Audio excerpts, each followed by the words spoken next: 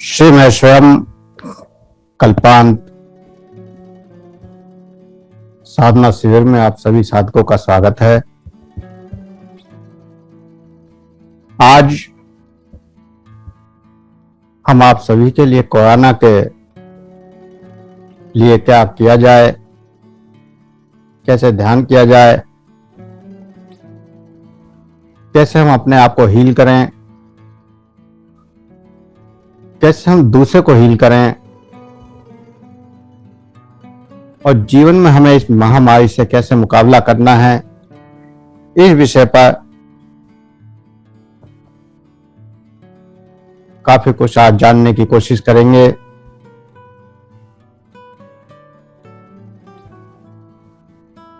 हम इस महामारी से लड़ने के लिए स्वयं को हील करना बहुत जरूरी है। हील करना अर्थात अपने आप को एनर्जिक बनाना।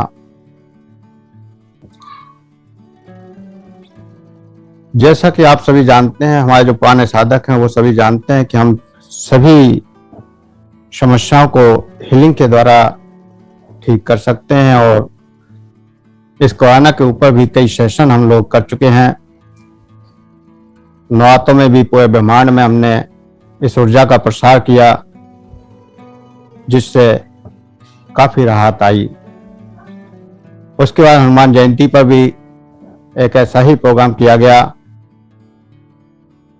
जिसमें पूरे ब्रह्मांड पर ऊर्जा विस्थापित की गई और साथ ही साथ जो साधक होम आइसोलेशन में थे या जो बीमार हैं और जो उनकी देखभाल करते हैं उनको भी हील किया गया और इससे काफी सकारात्मक प्रभाव नजर आए, काफी अच्छे रिजल्ट भी मिले। जितने भी लोग संपर्क में थे और जिन्होंने भी वो सेशन ज्वाइन करे हैं उन्हें सबको पता है कि कितना जबरदस्त प्रभाव उनके ऊपर पड़ा है और कितनी तेजी से उनका एनर्जी लेवल बढ़ा और आज वो कितने जल्दी पूर्णतः स्वस्थ हो चुके हैं। तो ऐसे चमत्कार इस कल्पांतर की हीलिंग में हमेशा से होते रहे हैं और बार बार हम ऐसे चमत्कार करते रहते हैं। पिछले वर्ष जब कोरोना हुआ पूरे जोर शोर से, तब भी हमने ऐसे बहुत सारे प्रयास किए और बहुत सारी सफलताएं हमें हाथ लगी। इस बार भी वही सब कुछ दोबारा से प्रयोग शुरू हुए और उन प्रयोगों में हमें सफलता हासिल हुई। इन्हीं सब बातों को लेकर आज हम आप सभी के समक्ष उपस्थित हुए हैं। तो सबसे पहले आप किसी भी आसन में सहज होकर बैठ जाएं। सभी वीडियो ऑन कर लेंगे, सभी साधक वीडियो ऑन कर लें, सहज होकर बैठ जाएं। किसी भी आसन में सहज होकर बैठ जाना है, जैसे भी आप बैठ सकते हैं। जो साधक किसी आसन में बैठ सकते हैं वो आसन लगा कर बैठें, सिद्धासन या आलती पालती मारकर या पद्मासन। तो जो भी जैसे भी सहज होकर बैठ सकता है वो बैठे। अगर किसी साधक को प्रॉब्लम है और बैठ नहीं पाता है तो वो लेटकर भी कर सकता है। अगर बेड पर बैठने में दिक्कत हो तो कुर्सी पर भी बैठकर कर सकते हैं। हमारी किसी भी साधना में कोई नियम नहीं है और सभी साधनाएं इतनी सहज और सरल हैं कि आप करते हुए बड़े आराम से हर साधना को सहज में सफलता हासिल करते हैं और अपनी समस्याओं से छुटकारा पा लेते हैं। तो सभी सहज होकर बैठ जाएं किसी भी आसन में। आंखों को बंद कर लें और हाथों को ज्ञान मुद्रा में रखें।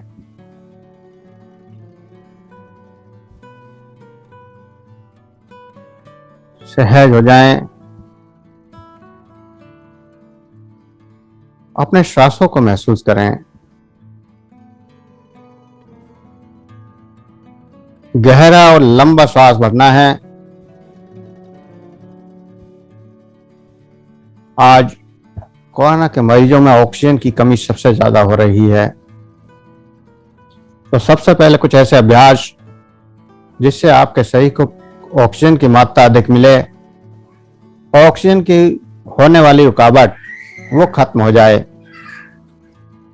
तो ऐसे प्रयास हम करने जा रहे हैं। तो सबसे पहले श्वास प्रश्वास, धीरे धीरे गहरा लंबा श्वास भरना है और लंबा श्वास निकालना है। श्वास भरते समय आपका नाभि चक्र स्टमक बाहर की ओर आना चाहिए और श्वास निकालते समय स्टमक अंदर की ओर जाए। पूरी चेतना शक्ति नाभि चक्र पर लगानी है। प्रत्येक श्वास को लेते हुए नाभि चक्र का एहसास करना है। जब श्वास अंदर जाए तो नाभि चक्र बाहर की ओर आए और जब श्वास बाहर आए तो नाभि चक्र अंदर की ओर आए। नाभि चक्र को महसूस करते हुए लगातार श्वास प्रश्वास करते रहें। धीरे धीरे गहरा लंबा श्वास, slow long and deeply breathing. बिल्कुल धीरे धीरे गहरा लंबा श्वास। कोई प्रेशर नहीं देना है, कोई जबरदस्ती नहीं करनी है। बिल्कुल सहज तरीके से, जितना आराम से आप गहरा सांस लेंगे उतना अधिक लाभ होगा। तो श्वास की गति इतनी स्लो हो कि श्वास की आवाज आपको स्वयं की आवाज भी ना आए। जब आप स्वयं श्वास भर रहे हैं तो स्वयं के श्वास की आवाज भी स्वयं को ना आए। इतना स्लो,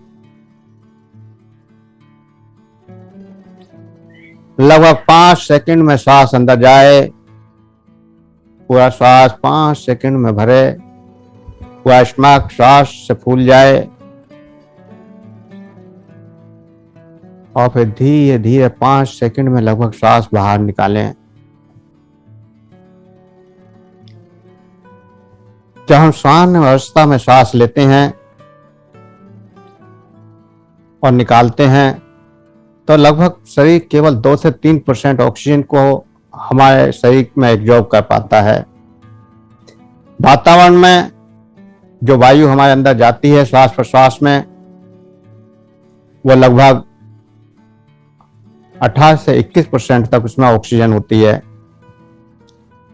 और जब वो बाहर निकलती है तो 16 से 19% ऑक्सीजन वापस बाहर चली जाती है।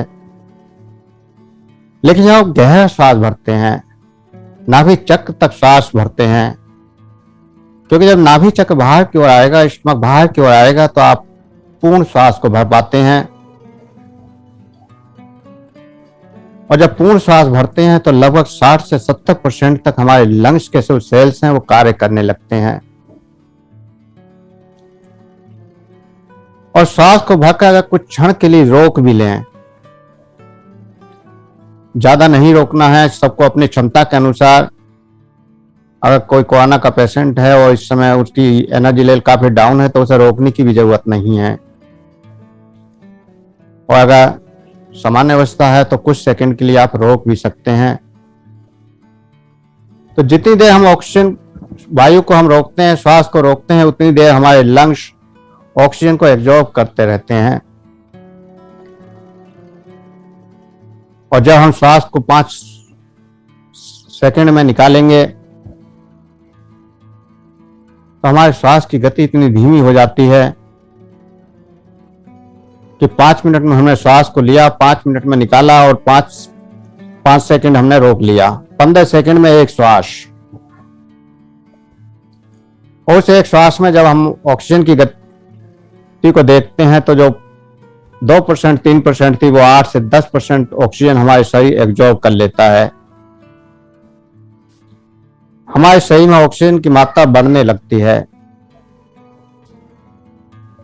और जो ऑक्सीजन की होने वाली समस्याएं हैं उनसे हम मुक्त हो जाते हैं। बहुत सहज क्रिया है, बिल्कुल स्लो, सहज श्वास को भरना है, सहज श्वास को निकालना है, कोई जबरदस्ती नहीं करनी है। जितना श्वास हल्का होगा, सहज होगा, उतनी ही अधिक ऑक्सीजन हम एब्जॉर्ब कर पाएंगे। 5 मिनट तक लगभग हमको ये श्वास प्रश्वास करना है।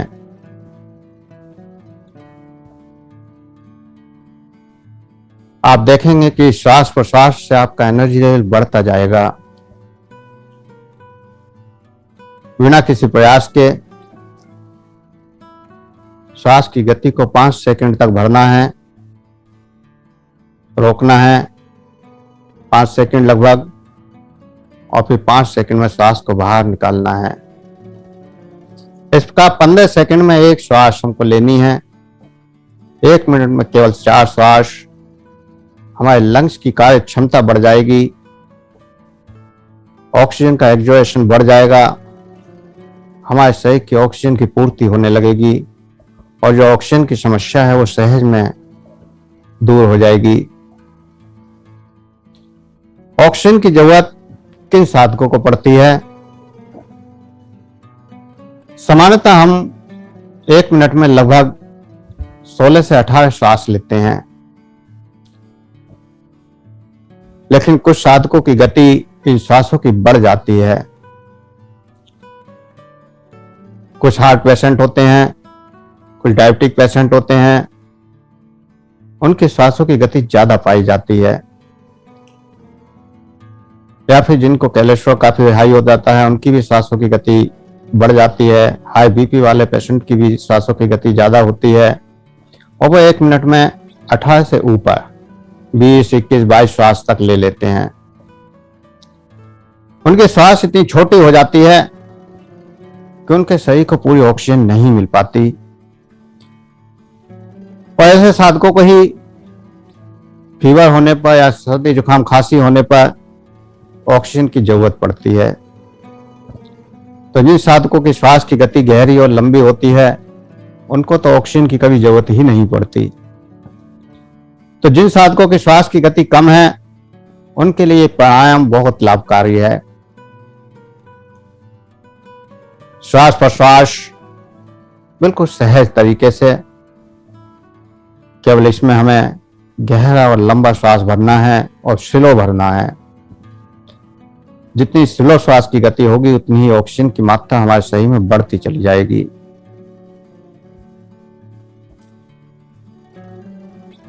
तो सबसे पहली जरूरत जो इस महामारी में है, हमें ऑक्सीजन की है, क्योंकि ऑक्सीजन ही हमें ऊर्जा देता है। वो इस शरीर को ऊर्जावान बनाने के लिए ऑक्सीजन की ही जरूरत है। एक बार को हमें भोजन ना मिले, क्योंकि भोजन के बिना हम महीनों जीवित रह सकते हैं। उसके बाद दूसरा सबसे जरूरी तत्व है जल तत्व। जल के बिना भी हम 10-15 दिन तक जीवित रह सकते हैं, लेकिन ऑक्सीजन अगर शरीर को ना मिले तो हम 3 मिनट से ज्यादा जीवित नहीं रह सकते। सबसे महत्वपूर्ण ऑक्सीजन, वायु तत्व, और परमात्मा की कृपा देखिए कि परमात्मा ने सभी महत्वपूर्ण तत्वों को बिल्कुल निःशुल्क सबके लिए दे रखा है। परमात्मा ने ब्रह्मांड में 18 से 20% तक ऑक्सीजन हर जगह जगह के हिसाब से दे रखी है। सुबह के वातावरण में जिस समय प्रदूषण कम होता है, कार्बन डाइऑक्साइड कम होती है, और अगर वृक्षों के आसपास आप हैं तो वहां तो वातावरण में और भी ज्यादा ऑक्सीजन होती है। तो परमात्मा ने हमें निःशुल्क ऑक्सीजन दे रखी है। आज हम लाखों रुपए खर्च करके एक एक सिलेंडर के लिए दौड़ रहे हैं, और परमात्मा की इस निःशुल्क ऑक्सीजन का प्रयोग नहीं कर रहे। अगर हम जीवन में इस ऑक्सीजन का प्रयोग करने लगे तो हमें इस वायरस से ही क्या, इस महामारी से ही क्या, आगे आने वाले जीवन के और भी ऐसे वायरस या ऐसी समस्याओं से कभी जूझना पड़े तो हमें ऑक्सीजन की जरूरत नहीं पड़ेगी। क्योंकि हम ब्रह्मांड की कॉस्मिक एनर्जी को इस ऑक्सीजन के द्वारा पूर्ण रूप से एब्जॉर्ब कर रहे होते हैं। तो अगर जीवन में आपने इस प्राणायाम को अपना लिया तो आप, क्योंकि वायरस तो रोज बदल रहे हैं और हर साल दूसरे तीसरे साल एक नए नाम का वायरस आक्रमण करता है। कभी वो चिकनगुनिया होता है, कभी प्लेग होता है, कभी H1N1 और कभी आज कोरोना। और आने वाले समय में भी लगातार ये वायरस तो आते ही रहेंगे। और परमात्मा ने हमारे शरीर की इतनी पावर दी है कि हम प्रत्येक वायरस से मुकाबला कर सकें। परमात्मा ने वो साधन सभी जुटा रखे हैं और बिल्कुल निःशुल्क दे रखे हैं जिनसे हम इन सभी वायरसों से लड़ सकते हैं। जरूरत है केवल हमें उनको जानने की और समझने की और उन प्रयोगों को करने की।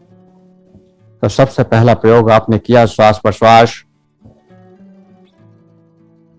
श्वास प्रश्वास बंद कर दें, थोड़ा सा रिलैक्स हो जाएं, गहरा श्वास लेना बंद कर दें, सामान्य हो जाएं। जो भी सामान्य श्वास चल रहा है सामान्य श्वासों का एहसास करें और गहरा श्वास लेना बंद कर दें। इस कोरोना वायरस में दूसरा इफेक्ट आता है हमारे गले के ऊपर, कंठ के ऊपर। लोगों की श्वास कंठ चक्र से बंद हो जाती है, खाना निगलना बंद हो जाता है, कुछ खा नहीं पाते, गले की नलियों में सूजन आ जाती है। उसके लिए दूसरी क्रिया है हम का स्ट्रोक। हम का स्ट्रोक कंठ चक्र पर लगाएंगे और उससे कंठ चक्र पर जो ऊर्जा जागृत होगी उसका भी एहसास करेंगे।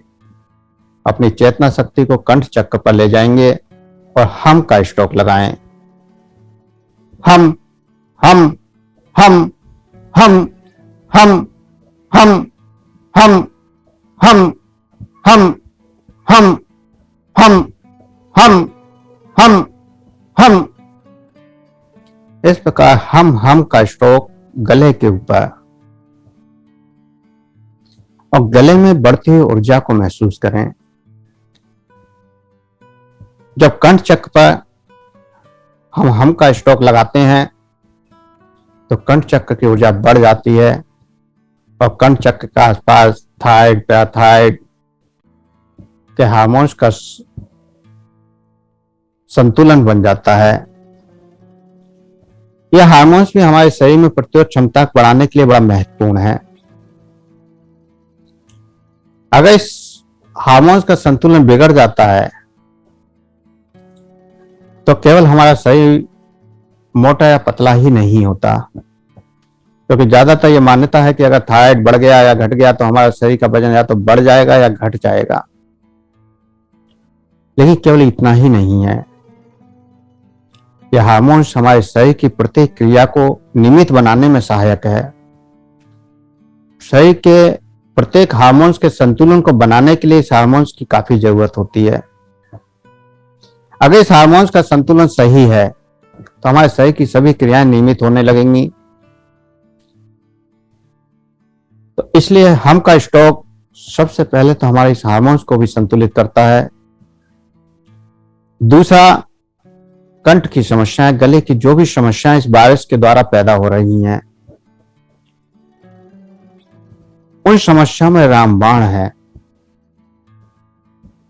आप देखते हैं जब खांसी होती है बलगम गले में ही सबसे ज्यादा जमा होता है और जब आप हम का स्ट्रोक लगाएंगे तो वो बलगम साफ हो जाएगा। कुछ ही देर में वहां से श्वास नली से और आहार नली से हटकर आपके स्टमक में चला जाएगा। वापस उसको हमारा शरीर पाचन करके वेस्टेज के रूप में बाहर निकाल देगा। या फिर हम का स्ट्रोक लगाते समय गले से बलगम बाहर की ओर आए तो उसे बाहर थूक भी सकते हैं। तो इस तरह से हम का स्ट्रोक आपके कंठ चक्र पर काफी लाभकारी है। गले की समस्याएं, चाहे वो गले से आवाज का ना निकलना हो, गले में कोई सूजन हो, गले में कुछ दर्द हो, और वायरस का भी दूसरा जो इफेक्ट आता है वो हमारे गले पर ही आता है। पहला नासिका के अंदर, जिसको हमने श्वास प्रश्वास से ठीक किया। अगर नासिका पर हम उसको कंट्रोल नहीं कर पाए तो दूसरा हमारे गले के ऊपर आकर वो अटैक करता है। लगभग 24 घंटे वायरस हमारे नाक के अंदर रहता है, जो वैज्ञानिकों की रिसर्च है उसके अनुसार। और उसके बाद लगभग 2 दिन हमारे कंठ चक्र में रहता है, वो गले के आसपास उस वायरस का प्रभाव होता है। तो हम कंठ चक्र में ऊर्जा को बढ़ाकर, हीट को बढ़ाकर इस स्ट्रोक के द्वारा वहां वायरस को खत्म कर देते हैं। तो इस तरह से वायरस का दूसरा अटैक भी खत्म हो जाता है।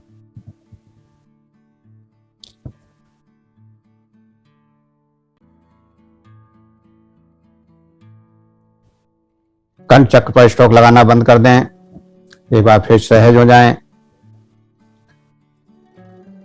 अब वायरस का स्ट्रोक जब कंठ चक्र से भी अगर कंट्रोल नहीं होता है, कुछ साधकों के वायरस लंग्स तक पहुंच जाता है।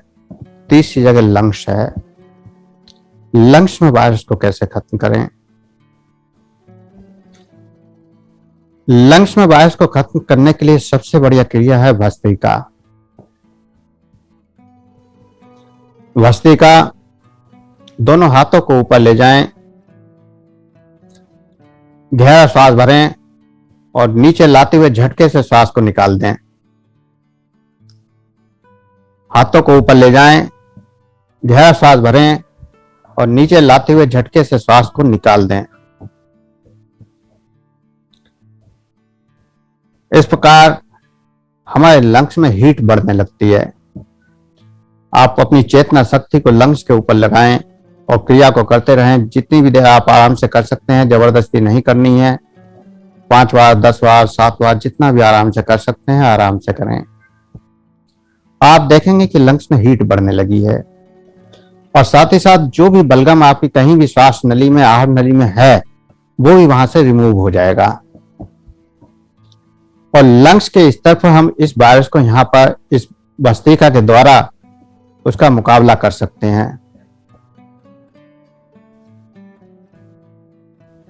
ये पूरा पैकेज हमने कोरोना महामारी से लड़ने के लिए बनाया है।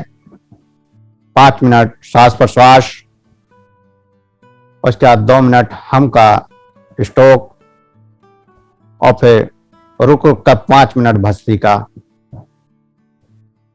क्योंकि अगर लगातार 5 मिनट करना पॉसिबल नहीं होगा, नए साधकों के लिए हाथों में भी दर्द हो सकता है और अपनी अपनी क्षमताएं हैं सबकी। तो जिसकी जितनी भी क्षमता है अपनी क्षमता के अनुसार करें, फिर रुक जाएं, फिर करें, फिर रुक जाएं। इस तरह से लगभग 5 मिनट आपको लगातार भस्त्रिका को करना है।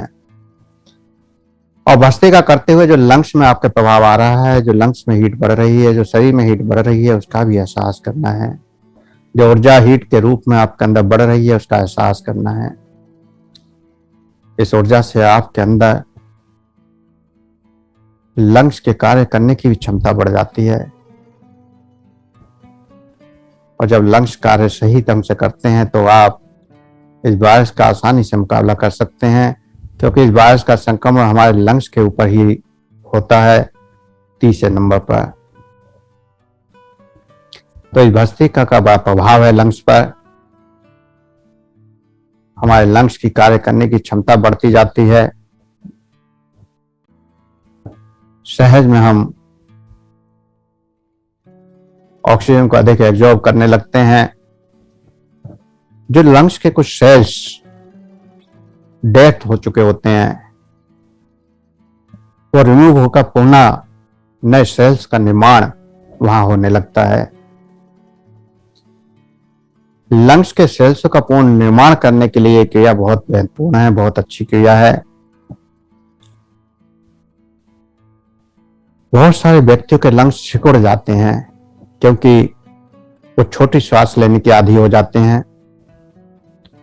उनके लंग्स को एक्टिव करने के लिए और श्वास की गति को बढ़ाने के लिए और उनके लंग्स की क्षमता को बढ़ाने के लिए फिर से ये तीनों क्रियाएं बहुत महत्वपूर्ण हैं, जिसमें भस्त्रिका अपना बहुत महत्वपूर्ण रोल निभाती है कि लंग्स के सेल्स को पूर्ण जीवन दे देती है।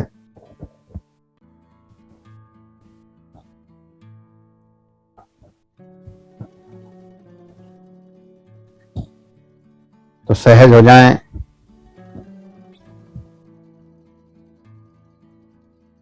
जो भी ऊर्जा जागृत हुई है उस ऊर्जा का भी एहसास करते जाएं। साथ में जो लंग्स में परिवर्तन आया है उसका भी एहसास करते जाएं। आपके शरीर में जो हीट बढ़ी है उस हीट को भी महसूस करते जाएं। अद्भुत ऊर्जा का प्रभाव आपने महसूस किया है। रिलैक्स हो जाएं, ज्यादा मस्ती का नहीं करेंगे अभी। सभी साधक रिलैक्स हो जाएं और महसूस करें इसके प्रभाव को। जो भी ऊर्जा का प्रभाव शरीर पर हुआ है उस ऊर्जा के प्रभाव को शरीर पर महसूस करें।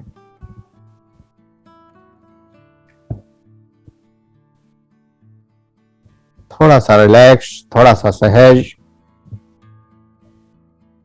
जो भी श्वास की गति बढ़ी है, अगर श्वास फूला है या शरीर में कुछ थकान हुई है उसको रिलैक्स होने दें।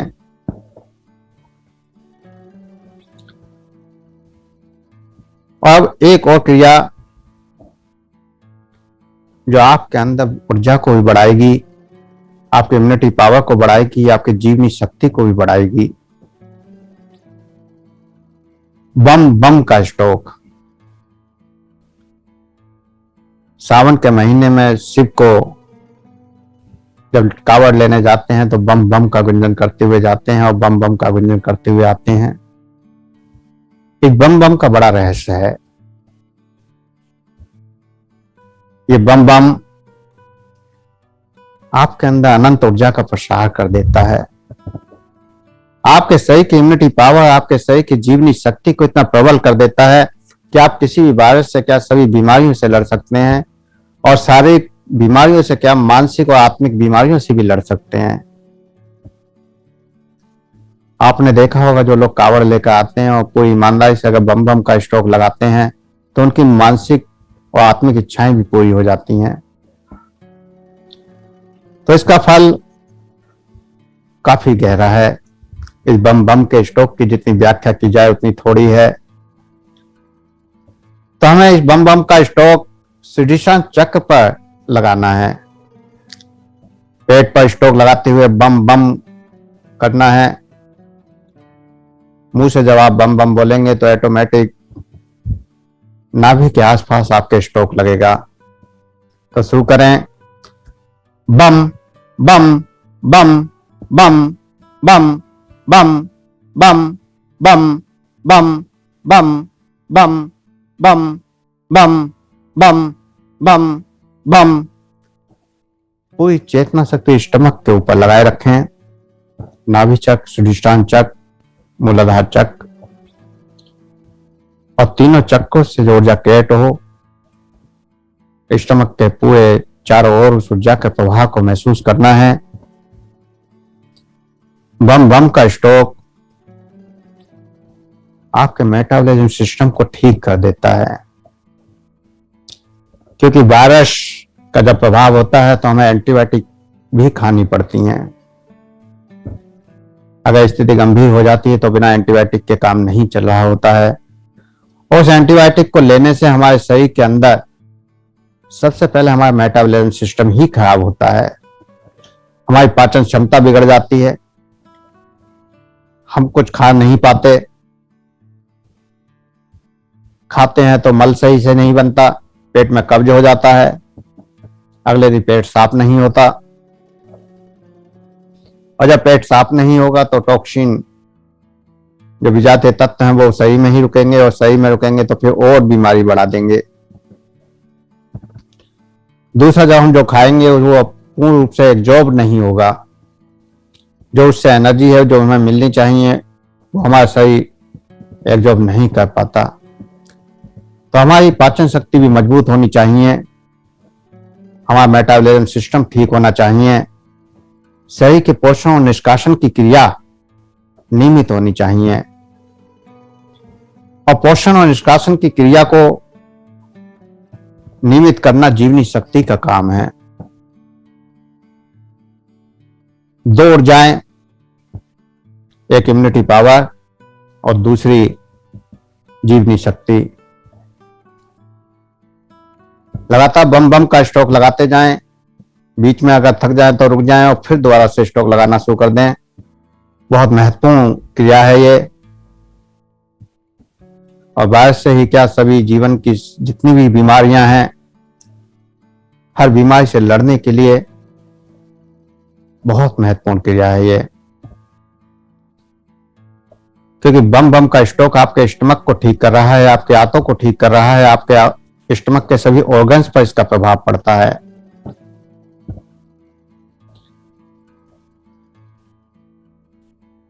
जबरदस्ती नहीं करनी है, जैसे ही थकान हो वैसे ही थोड़ा सा फिर रिलैक्स भी करना है। तो लगातार बम बम का स्ट्रोक लगाते रहें, महसूस करते रहें स्टमक पर बढ़ती हुई ऊर्जा को। तो मैं बता रहा था कि इम्यूनिटी पावर और जीवनी शक्ति। इम्यूनिटी पावर वो पावर है जो आप के शरीर में लड़ने की क्षमता देती है। कोई बाहर से कीटाणु, विषाणु, जीवाणु जब हमारे शरीर पर हमला करता है तो हमारी इम्यूनिटी पावर, प्रतिरोध क्षमता, व्हाइट सेल्स सबसे पहले उस ऊर्जा से, उस नकारात्मक तत्व से लड़ने के लिए तैयार होते हैं। हमारे शरीर की फौज अगर हम कहें तो ये इम्यूनिटी पावर व्हाइट सेल्स हैं जो सही से लड़ते हैं। तो हमारी इम्यूनिटी पावर मजबूत होगी तो शरीर पर जैसे ही कोई बाहर से जीवाणु, कीटाणु हमला करता है तो हमारा शरीर पूरी फौज के साथ उस पर आक्रमण कर देता है। हमारी इम्यूनिटी पावर, हमारी प्रतिरोध क्षमता उस पर आक्रमण कर देती है। अगर वो वायरस उस प्रतिरोध क्षमता को भेद जाए तब वो हमारे शरीर पर बीमारी का प्रभाव आ पाता है। और वो जब ही संभव होता है जब हमारी इम्यूनिटी पावर कमजोर होती है। तो इन क्रियाओं से आप अपनी इम्यूनिटी पावर को बढ़ा रहे हैं, साथ ही साथ बम बम के स्ट्रोक से जीवनी शक्ति बढ़ रही है।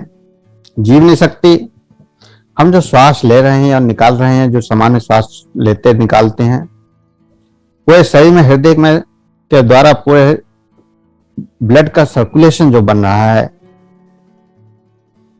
हम जो खाते हैं वो सुबह को मल के रूप में निकलता है।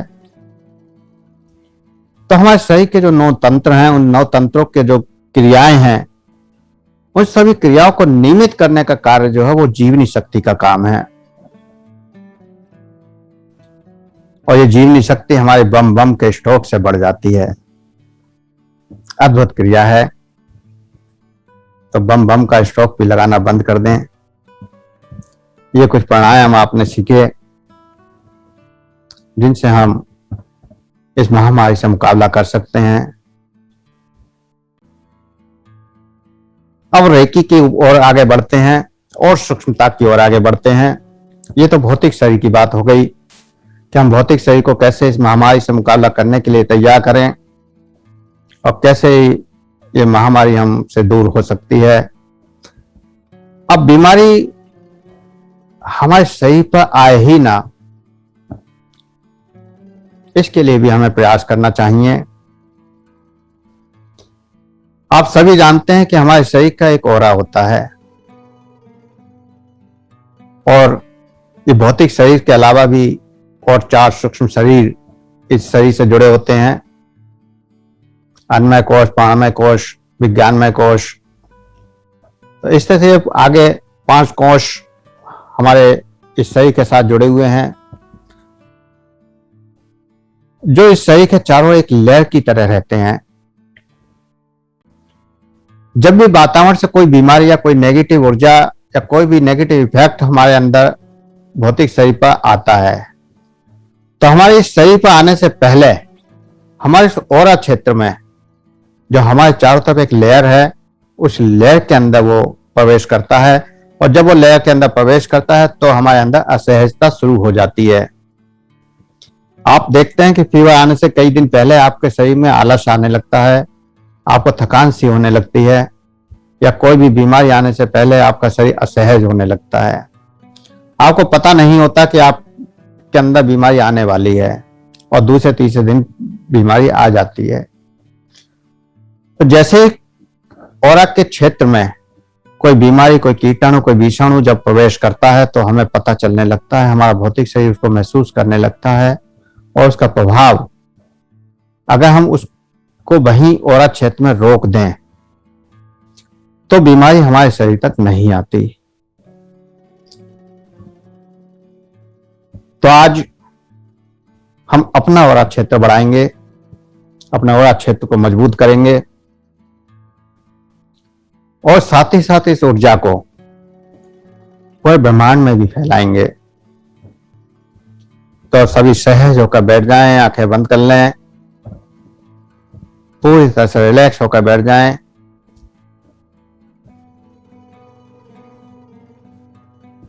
सहज हो जाएं।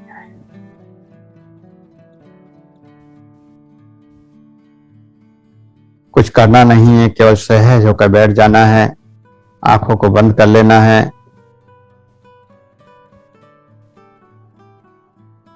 और जो सामान्य श्वास चल रही हैं उनको महसूस करना है।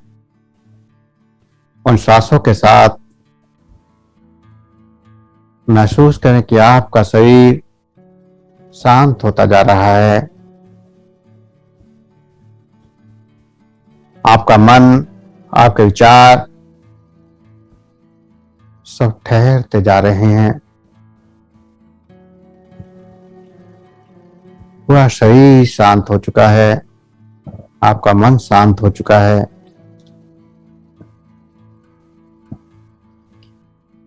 इस शांत होते हुए शरीर का एहसास, मन का एहसास और इस शांति को अनुभव करते हुए उस परमात्मा से प्रार्थना करनी है कि हे मेरे परमात्मा,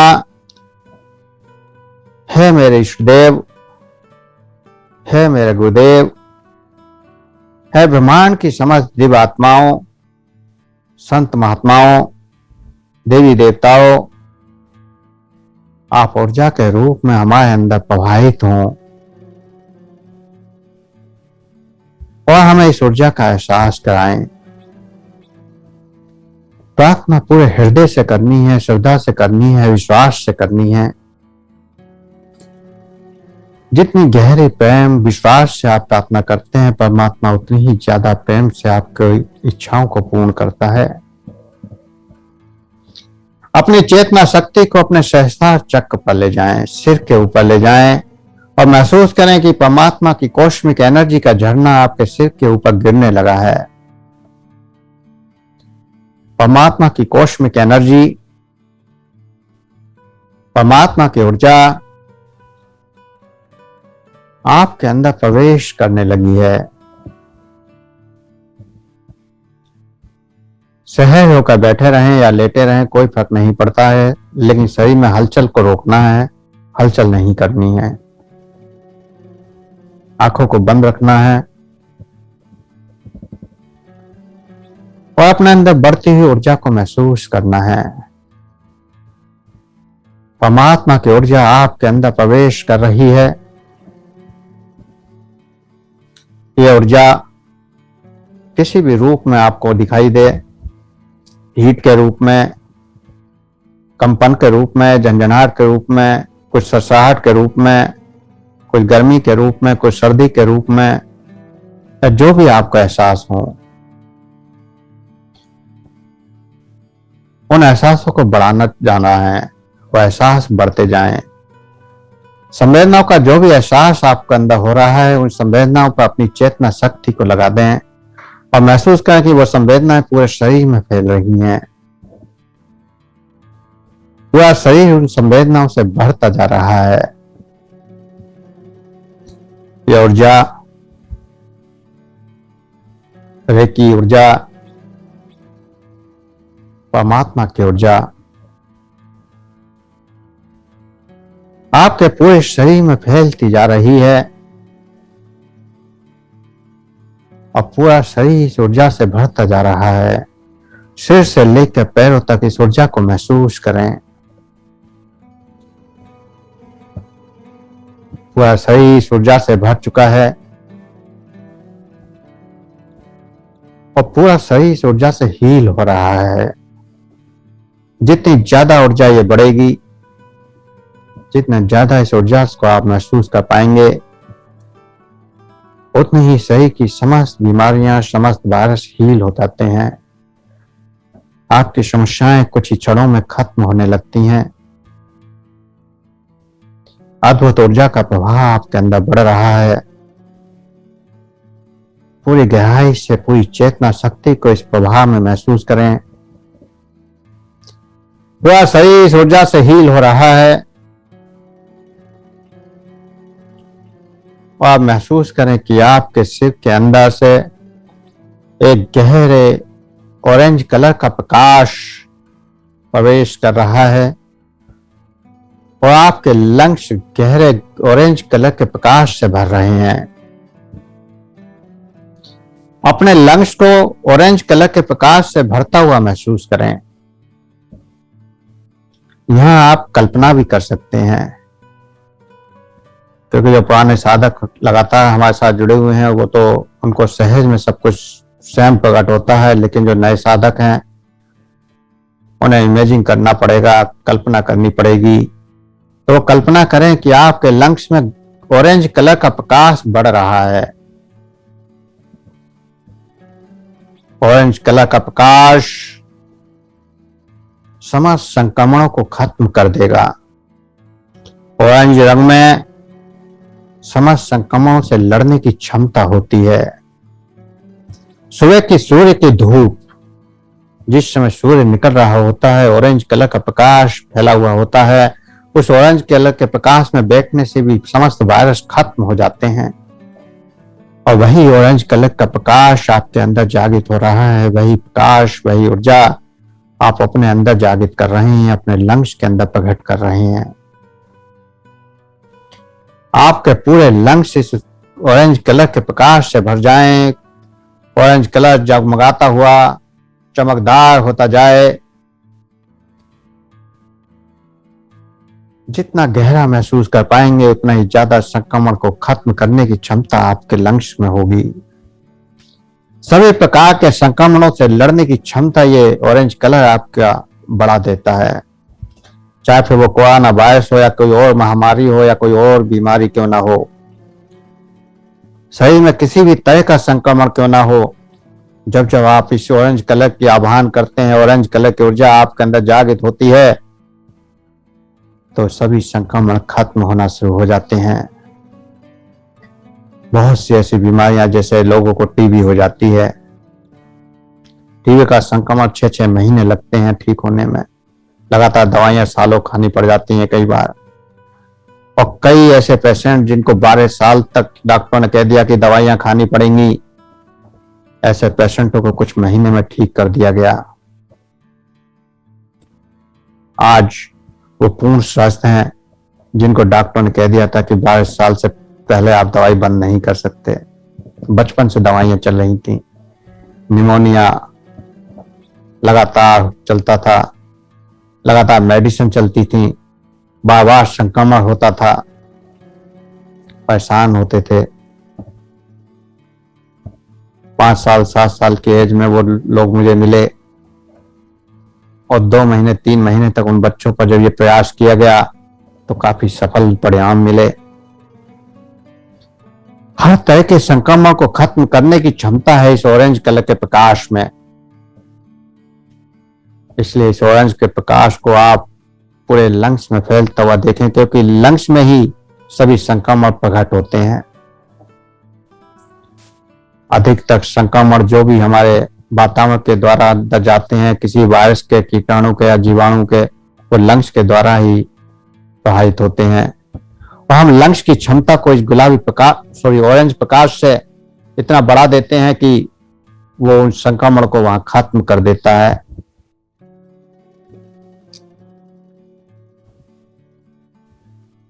तो सभी संक्रमण आपके लंग्स के खत्म हो चुके हैं।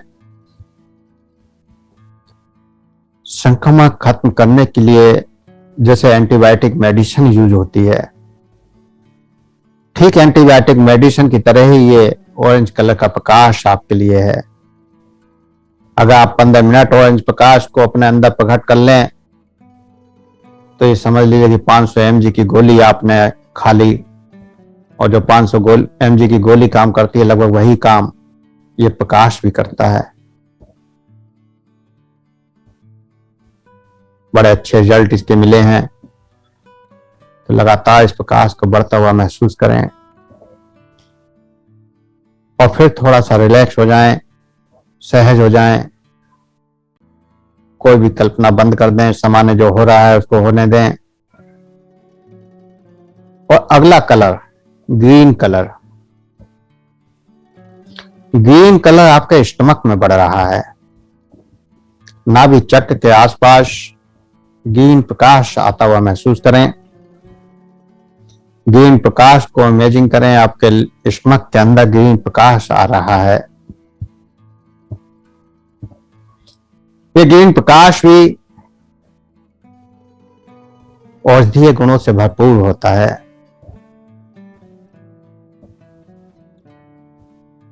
बहुत सारी औषधियों का गुण इस ग्रीन प्रकाश में होता है।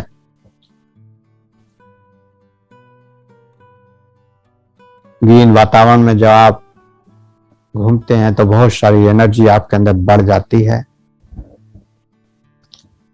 जब ग्रीन प्रकाश आपके एनर्जी लेवल को बढ़ाता है,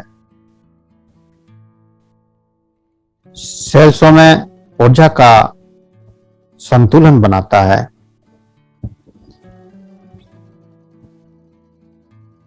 आपके स्टमक के अंदर नाभि चक्र के चारों ओर ग्रीन प्रकाश बढ़ता जा रहा है और पूरा स्टमक ग्रीन प्रकाश से भर चुका है।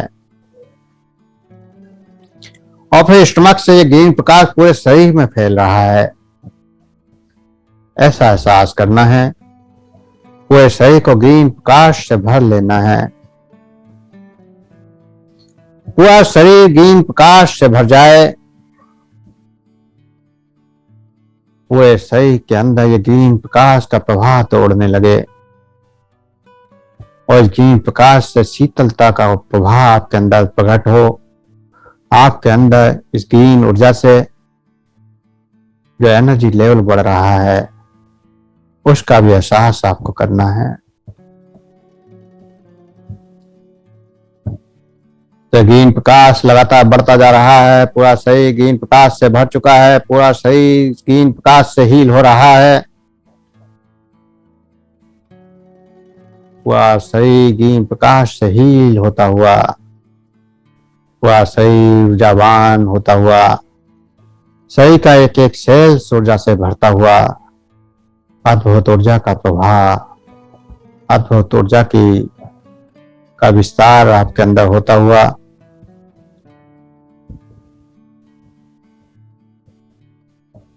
पूरे शरीर में ऊर्जा बढ़ती जा रही है।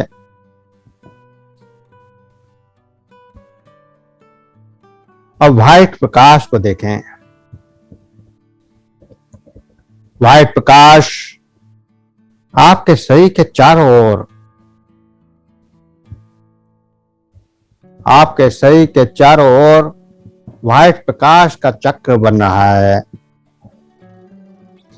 अपने शरीर के चारों ओर एक व्हाइट प्रकाश का गोल घेरा देखें। व्हाइट ऊर्जा का प्रकाश या फिर गोल्डन प्रकाश, गोल्डन ऊर्जा का प्रकाश या फिर सतरंगी प्रकाश, जो भी आपको दिखाई दे रहा है, अपने चारों ओर एक ऑरा का कलर जो भी आपको दिखाई दे, एक घेरा चारों ओर आपके शरीर के बनता जा रहा है। और उस ऊर्जा को फैलने दें। अपने शरीर के चारों ओर एक ऊर्जा का सर्कल महसूस करें, किसी भी कलर का या जो भी आपको कलर दिखाई दे, और फिर महसूस करें कि यह सर्कल बड़ा होता जा रहा है। वही ऊर्जा अगर व्हाइट कलर है तो पूरे कमरे में व्हाइट कलर फैल चुका है, या गोल्डन कलर दिखाई दे रहा है तो गोल्डन कलर पूरे कमरे में फैल चुका है। लगातार इस प्रवाह को बढ़ाते जाना है। जो भी आपके ऑरा का प्रवाह है, जो भी आपके ऑरा का कलर है, उसको पूरे ब्रह्मांड में फैलाना है। तो पूरा कमरा उस कलर से भर चुका है और कमरे से वही प्रकाश बाहर जा रहा है। आपके समस्त पूरे मकान में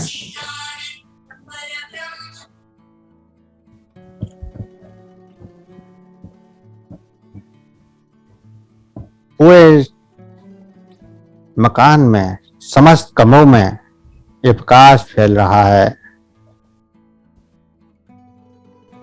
पूरे कमरे इस प्रकाश से भर चुके हैं।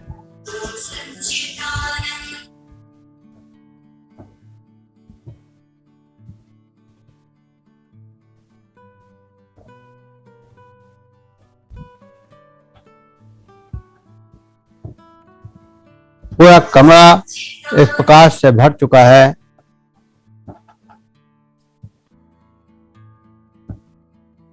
इस प्रकाश को महसूस करें।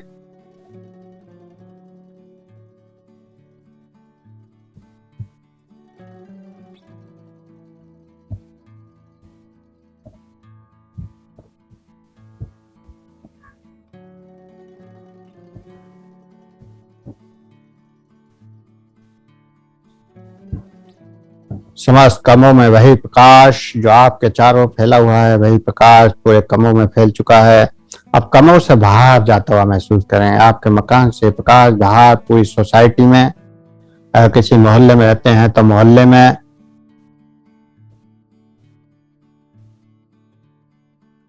किसी जहां भी आप रह रहे हैं, पूरी सोसाइटी इस प्रकाश से भरती जा रही है। पूरी सोसाइटी को ये प्रकाश प्रकाशित कर रहा है।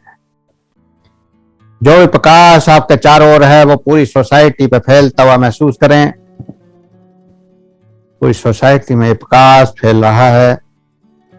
पूरे मोहल्ले में ये प्रकाश फैल रहा है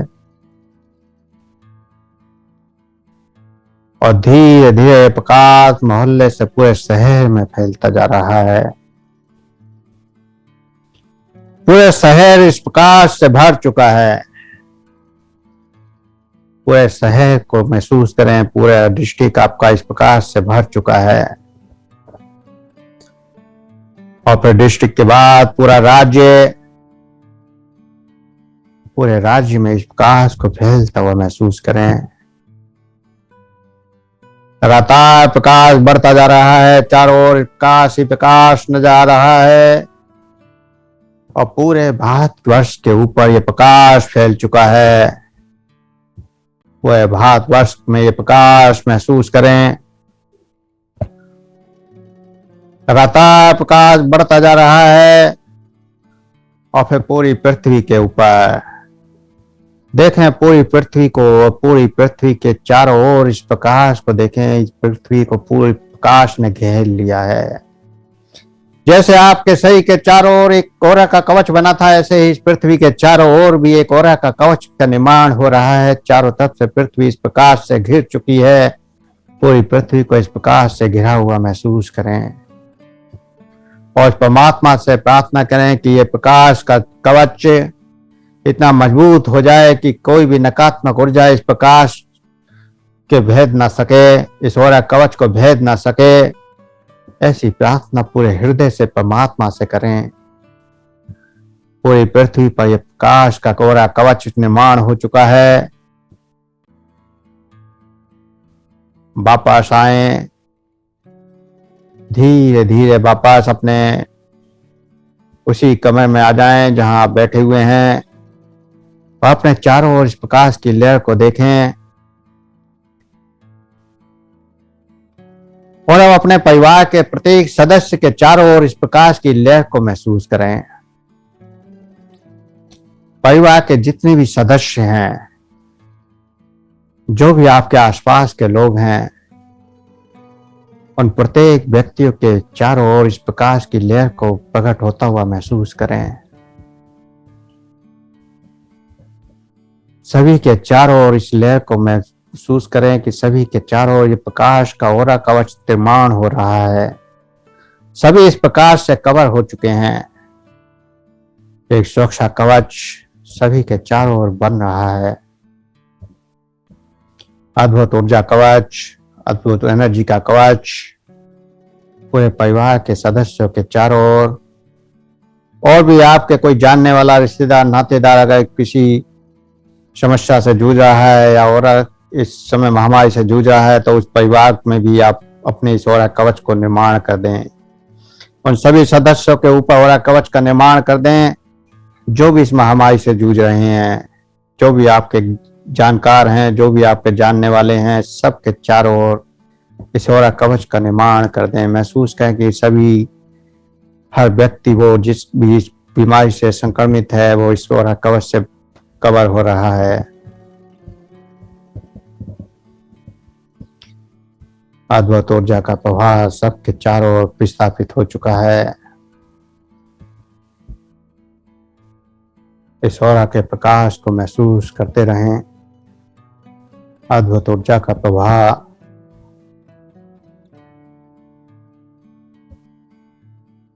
धीरे धीरे इस ऊर्जा को महसूस करते हुए वापस चेतना में आएंगे।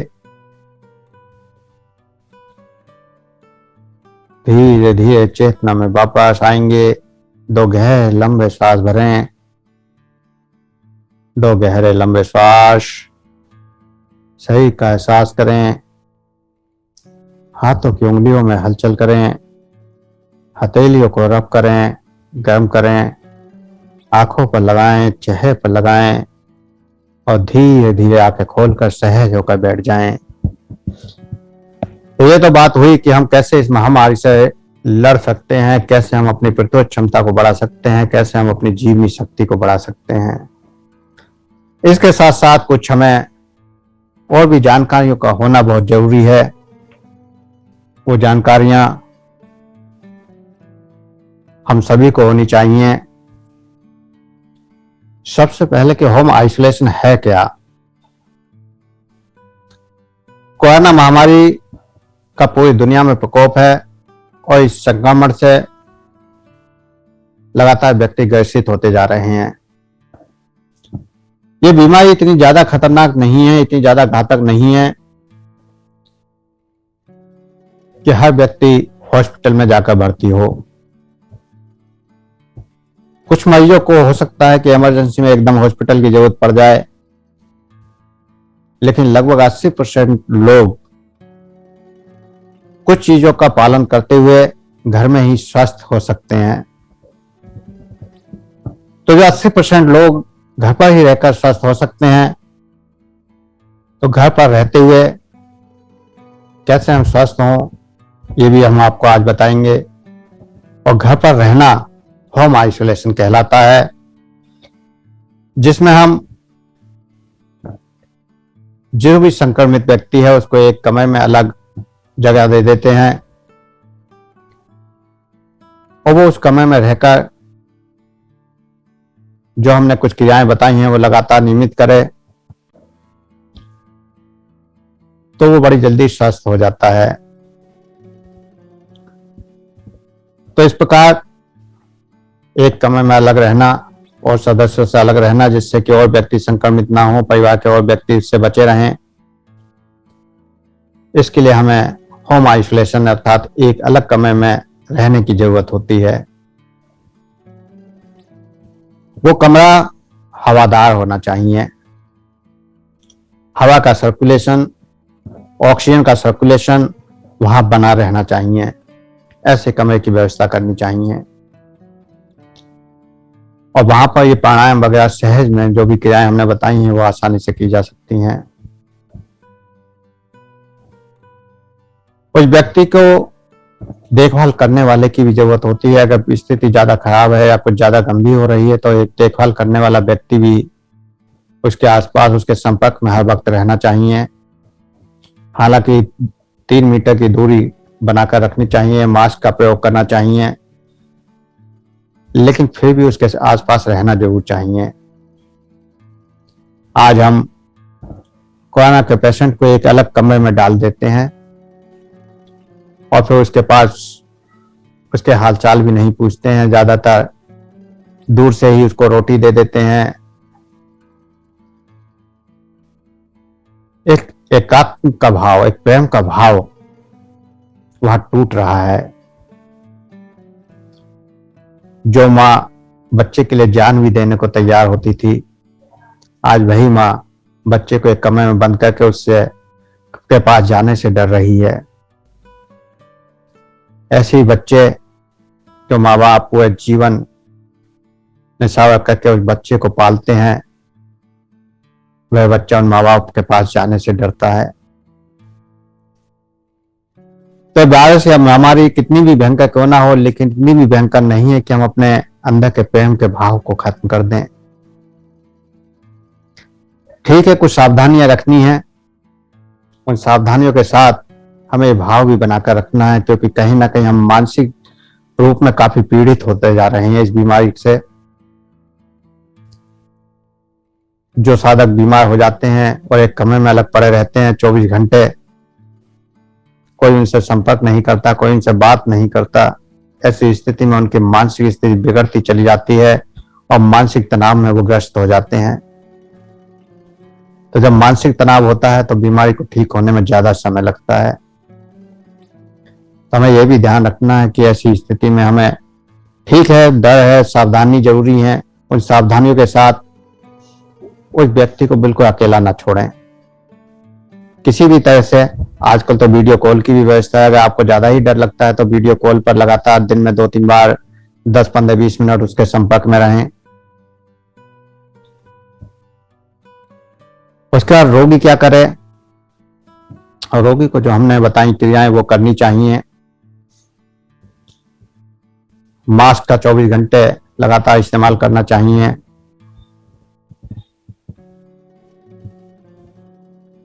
एक सैनिटाइजर भी पास में रखे। दिन में जब भी जरूरत पड़े तो सैनिटाइज भी कर सकते हैं, या फिर साबुन से हाथ कई बार धो सकते हैं, चेहरे को कई बार धो सकते हैं। और जब भी खांसी उठे या धसका उठे, छींक आए, अगर आप लगातार क्योंकि अकेले हैं और मास्क का प्रयोग नहीं भी कर रहे हैं कमरे में, तो उस समय पर आप रुमाल जरूर चेहरे पर रख लें, मुंह पर रख लें। और नहीं तो वैसे तो सलाह यही दी जाती है कि अधिकतर मास्क लगाकर रखें।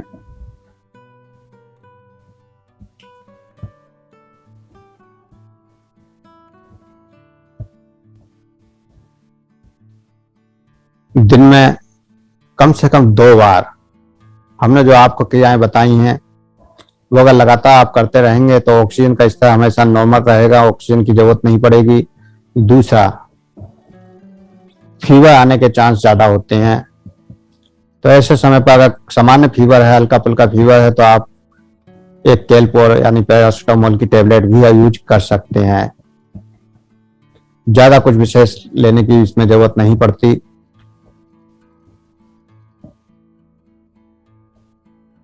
डाइट कैसी लें, ये बहुत जरूरी है। एक तो हमें ठंडे चीजों का प्रयोग बिल्कुल बंद कर देना है, चाहे वो ठंडा पानी हो, कोल्ड ड्रिंक हो, कोई जूस हो। हम जूसों को ज्यादातर ठंडा कर ले लेते हैं, वो ठंडा जूस भी हमें नुकसान पहुंचाते हैं। आधा गिलास गर्म पानी और आधा गिलास जूस मिलाकर आप पीजिए तो साइट्रिक एसिड वाले जूस आपको नुकसान नहीं करेंगे। और पूरे दिन गर्म पानी का प्रयोग करना है। अब गर्म पानी में हमें एक काढ़ा बताते हैं, उस काढ़े का बड़ा लाभ है। 5 चीजें उस काढ़े में हम सामान्यतः प्रयोग करते हैं: तुलसी, अदरक, पुदीना, अजवाइन। इन चारों चीजों को आपको पानी में अच्छे से उबाल लेना है। उबालकर हल्का सा ठंडा हो जाए, पूरा ठंडा नहीं करना है, हल्का सा ठंडा हो, केवल 2-3 मिनट के बाद ही उसमें नींबू निचोड़ लेना है और फिर उसको थर्मस में भरकर रख लेना है। जब भी आपको प्यास लगती है वह पानी आपको पीना है पूरे दिन। इस पानी से, हाँ, एक पुदीना और डालना है, उसमें पुदीना भूल गया था, शायद बता दिया था। खैर दोबारा से बता देता हूं, एक अजवाइन, तुलसी, अदरक, पुदीना, इन 4 चीजों को उबालना है और 5 बार बाद में थोड़ा ठंडा कर नींबू डाल लेना है। अगर ऐसे ही नहीं पी पाते हैं तो थोड़ा सा काला नमक डाल लीजिए, तो उससे टेस्ट भी बन जाएगा। पूरे दिन आपको इस काढ़े को पीना है। 2 दिन 3 दिन में आप पूर्ण रूप से स्वस्थ हो जाएंगे, चाहे कितना भी वायरस का संक्रमण क्यों ना हो। ये काढ़ा रामबाण उपचार है इस महामारी में। और इस महामारी के अलावा सर्दी जुकाम खांसी बुखार कभी भी किसी भी स्थिति में क्यों ना हो, आप इस काढ़े का प्रयोग कर सकते हैं।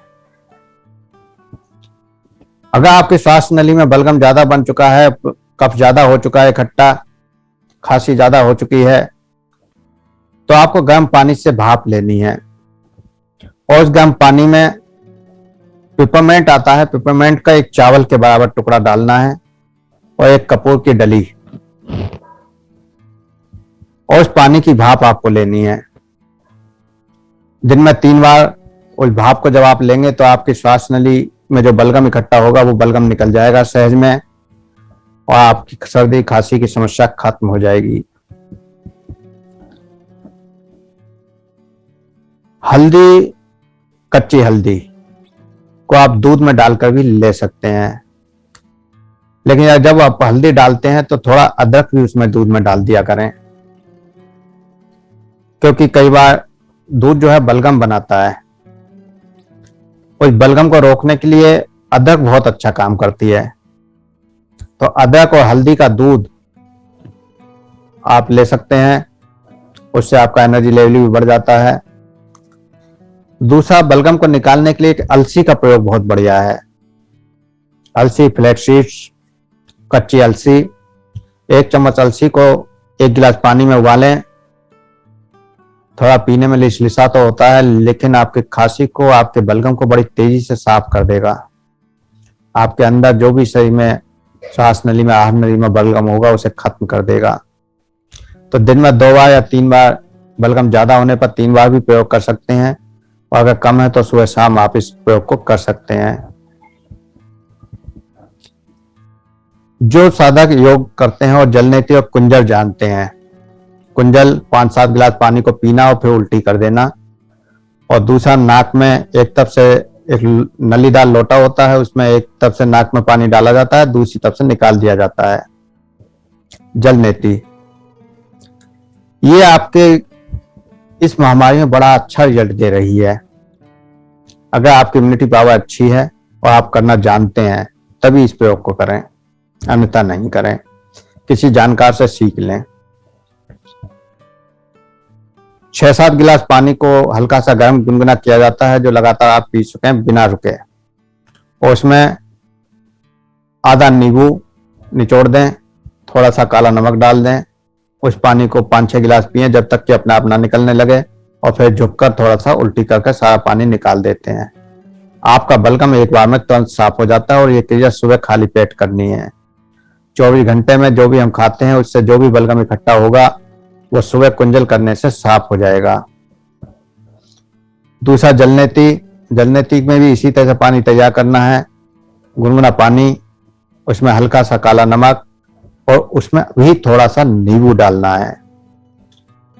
तो जब आप उससे जलनेती करेंगे तो आपकी श्वास नली पूरी तरह से साफ हो जाएगी, और जो भी संक्रमण आपका नाक के अंदर वायरस का होगा वो तुरंत खत्म हो जाएगा। नींबू में संक्रमण को खत्म करने की क्षमता भी काफी अच्छी है। तो इस जलनेती से और कुंजल करके आप देखेंगे कि कितनी भी प्रॉब्लम क्यों ना हो, अगर आपने कर ली तो तुरंत केवल 5-7 मिनट इस क्रिया में लगते हैं, और 5-7 मिनट में ही आप अपने आप को 50% ठीक महसूस करने लगते हैं। अगर बुखार सामान्य बना रहे, क्योंकि इसमें ज्यादातर देखा जा रहा है कि 1-2 डिग्री ऊपर बढ़कर बुखार 99, 90, 100 के बीच में लगातार रहता है, ना तो ज्यादा बढ़ता है और ना ही नॉर्मल आ पाता है। ऐसी स्थिति में एक तो जो आप काढ़ा पी रहे हैं उसमें गिलोय और नीम के कुछ पत्ते, 5-7 पत्ते नीम के और लगभग 6 इंच गिलोय का टुकड़ा मोटी डंडी कुचलकर उबाल लें। उस गिलोय के काढ़े को आप दिन में 2 बार 3 बार पी सकते हैं। उससे आपका ये बुखार बार बार चढ़ना आना बंद हो जाएगा। इसके अलावा एक और प्रयोग, 10 ग्राम फिटकरी, 10 ग्राम सुहागा और 10 ग्राम लौंग, तीनों को लेना है और अलग अलग तवे पर भूनना है। फिटकरी को जब आप तवे पर डालते हैं तो पानी बन जाती है, पानी बनकर वो सूख जाएगी, फूल जाएगी। इसी तरह से सुहागा भी फूल जाएगा। और फिर 10 ग्राम लौंग को भी तवे पर भून लेना है। तीनों को पीस लेना है और इसमें से लगभग 1 ग्राम शहद में मिलाकर चाट सकते हैं। ऐसे ही पानी के साथ फंकी ले सकते हैं, या फिर इसमें कोई शक्कर या चीनी मिलाकर, जैसे बच्चे इसको नहीं खा सकते तो उनको चीनी या शक्कर मिलाकर आराम से खिलाया जा सकता है। 100 ग्राम चीनी पीस लें इसी के साथ में, या फिर 100 ग्राम शक्कर मिला लें और आधा आधा चम्मच सुबह शाम इसको खिला दें। इसके प्रयोग से आप हर तरह के संक्रमण से बच जाते हैं। और अगर संक्रमण हो चुका है, बुखार हो चुका है, तो आपको इसकी 10 खुराक बनानी है, 1-1 ग्राम की 10 खुराक। और अगर आपने चीनी मिला रखी है तो लगभग 3-4 ग्राम की एक खुराक, 10 खुराक बना लेनी है। और 10 खुराक 2-2 घंटे बाद लगातार लेनी है, बिना रुके, 2-2 घंटे बाद लगातार। जब आप पहली खुराक लेते हैं, अगर शरीर के अंदर बुखार हुआ तो आपका फीवर बढ़ जाएगा, ये ध्यान रखना है। घबराना नहीं है, क्योंकि अंदर के बुखार को ये बाहर निकाल देता है। टाइफाइड में ये प्रयोग बहुत अच्छा काम करता है। जिन व्यक्तियों का टाइफाइड सालों दवाई खाकर ठीक ना हो रहा हो, इस 10 खुराक के प्रयोग को कर लें तो टाइफाइड ठीक हो जाएगा। तो लगातार 10 खुराक लेनी है 2-2 घंटे बाद। 3 खुराक या 4 खुराक तक आपका बुखार बढ़ सकता है। चौथी खुराक जैसे ही अंदर जाएगी, आपका बुखार उतरना शुरू हो जाएगा और 5वीं 6ठी खुराक तक बुखार बिल्कुल नॉर्मल हो जाता है। 7वीं 8वीं खुराक आपको 2 एक्स्ट्रा लेनी है। 10 खुराकों में आप पूर्णतः ठीक हो जाते हैं। तो इस प्रकार इन प्रयोगों को करके आप अपनी इस महामारी से बड़े सहज में लड़ सकते हैं। अब शरीर की एनर्जी वीक होती है, खाना खाया नहीं जाता, तो मैं कहूंगा कि खाना खाने की जरूरत ही नहीं है। पेशेंट को आप रोटी सब्जी ना दें, उसको कुछ ऐसा एनर्जी दें जो उसका एनर्जी लेवल हाई हो जाए। अगर एनर्जी लेवल हाई हो जाएगा तो उससे रोगों से लड़ने की क्षमता बढ़ जाएगी और वो जल्दी स्वस्थ हो जाएगा। तो एक तो उसे जूस जरूर देने हैं, फलों का जूस। फलों को भी दे सकते हैं खाने के लिए, जैसे तरबूज आप दे सकते हैं। तरबूज में ग्लूकोज काफी मात्रा में होता है, काफी एनर्जी बढ़ाता है। खरबूज भी दे सकते हैं। अंगूर, मौसमी, संतरा, चीकू, इस तरह के फल, सेब आप उनको दे सकते हैं। एक आम नहीं देना है। आम के अलावा लगभग सभी फल आप उन्हें दे सकते हैं। आम और केला 2 चीज नहीं देनी है। आंवले का प्रयोग जरूर करना है, नींबू का प्रयोग जरूर करना है, पुदीने का प्रयोग जरूर करना है, चटनी के रूप में, काढ़े के रूप में, जैसे भी आप प्रयोग करना चाहें। साथ ही साथ इन सब के अलावा 5 बादाम, 2 छुहारे, 10 मुनक्के, 2 अखरोट और 20 दाने किशमिश के शाम को भिगो देने हैं। ये एक व्यक्ति की खुराक है। अगर घर में 5 व्यक्ति हैं तो उसी हिसाब से बढ़ा लें। एक व्यक्ति की ये खुराक है। रात को पानी में भिगो दें, साफ कर धो के, और सुबह को उसी पानी में पीसकर सबसे पहले खाली पेट ये खुराक खाने को दे दें। इस खुराक से 24 घंटे के लिए उस व्यक्ति के अंदर पूरी एनर्जी मिल जाती है। उसका एनर्जी लेवल ठीक हो जाता है। High protein, high energy formula है ये। साथ ही साथ आपके पेट को भी ठीक करेगा, कब्ज को भी खत्म करेगा, एनर्जी लेवल को बढ़ा देगा। तो इस फार्मूले का प्रयोग आप कर सकते हैं एनर्जी के लिए। केवल इतने सहज में आप इस महामारी से लड़ सकते हैं, आध्यात्मिक स्तर से भी, आहार चिकित्सा से भी। और रोटी का प्रयोग आपको जरूर बंद करना है, ये ध्यान रखना है, क्योंकि रोटी जब आप लेते हैं तो उसको पचाने में ज्यादा एनर्जी की जरूरत होती है। और जब आप इस ड्राई फ्रूट को पीस कर लेते हैं शेक की तरह बना लेते हैं, मिक्सी में पीस लेते हैं अच्छी तरह से, तो ये पचने में आसान हो जाते हैं। दूसरा फ्रूट, वो भी पचने में आसान होते हैं, जूस सहज में पच जाता है। तो कोई भी ऐसी चीज खाने को नहीं देनी है जिसको पचने में समय लगे। तो इस तरह से अगर आप प्रयोग करते हैं तो 2 से 3 दिन के अंदर कोई भी कोरोना का पेशेंट ठीक हो सकता है।